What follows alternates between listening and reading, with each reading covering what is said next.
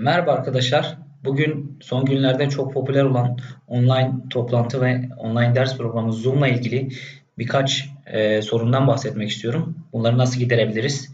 Nasıl çözümler bulabiliriz? Özellikle son günlerde Zoom programının son güncellemesinden sonra katılan öğrencilerin ya da katılan toplantı katılımcılarının bekleme odasına geldiği ve toplantı yöneticisinin buna izin vermeden toplantıya katılamadığını görüyoruz. Yani siz sol üstten ya da üst taraftan çıkan admit bölümüne basmadan öğrenci toplantıya katılamıyor. Bununla uğraşmamak için, öğrencilerin otomatik olarak toplantıya katılması için ne gibi bir yol izlememiz lazım onu anlatacağım şimdi. Bu gördüğünüz Zoom'un ana sayfası. Bizim burada öncelikle Meetings, yukarıda en üstte ortada Meeting bölümü var. Meeting'e basıyoruz. Meeting'de karşımıza çıkan seçeneklerden Edit var. Yani düzenle. Düzenleye basıyoruz.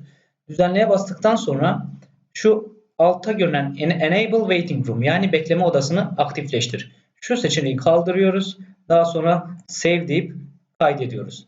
Arkadaşlar bunu yaptıktan sonra sağ üst tarafta ismimizin ve soy ismimizin yazdığı bir etiket var. Bizim şu anda çevrim içi olduğumuzu gösteren. Buraya bir kez tıklayıp Settings bölümüne tıklıyoruz. Orada en alta View More Settings diyor. Yani daha fazla ayar göster seçeneği var. Burada şöyle bir sekme açılıyor. Eğer bu sekme açılmıyorsa, bu internet sayfası açılmıyorsa muhtemelen sizin giriş yapmanız istenecektir. Ben şu anda otomatik olarak giriş yapıldığı için bu pencere direkt açılıyor. Buraya geldiğimizde birçok ayar var arkadaşlar. Sadece öğrencileri otomatik olarak toplantıya katmak değil, işte her seferinde akıllı tahtayı açarken öğrencilerin çizmesini engellemek için her toplantıda orayı inaktifleştireceğimizde buradan bir kere de her şeyi halledebiliyoruz. Şimdi öncelikle bekleme odasını aktivasyonunu iptal edelim. Evet, Waiting Room görüyorsunuz burada aktif durumda. Şunu kapatıyoruz. Bu şu anda artık Waiting Room diye bir şey olmayacak. Giren katılımcılar benim toplantımda otomatik olarak toplantıya ya da derse katılabilecekler. Ayrıca burada bir şey daha göstermek istiyorum.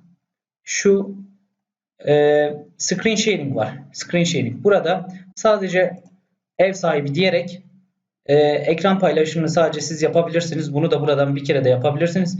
Ve çok önemli bir şey daha annotation var. Bunlar da öğrencilerin tahtayı ya da katılımcıların tahtaya çizmesini önlemeye yönelik bir seçenek. Bunu da inaktifleştirirsek her seferinde tekrar canlı toplantımızda ayarlamayıp bir kere de buradan ayarladıktan sonra bundan sonraki tüm toplantılarımızda, tüm derslerimizde öğrenci ne ekranı paylaşabilir, ne ekran çizim yapabilir ve direkt az önce yaptığımız ayardan dolayı bekleme odasına girmeden direkt toplantıya katılabilir. Teşekkür ederim dinlediğiniz için. Başarılar diliyorum.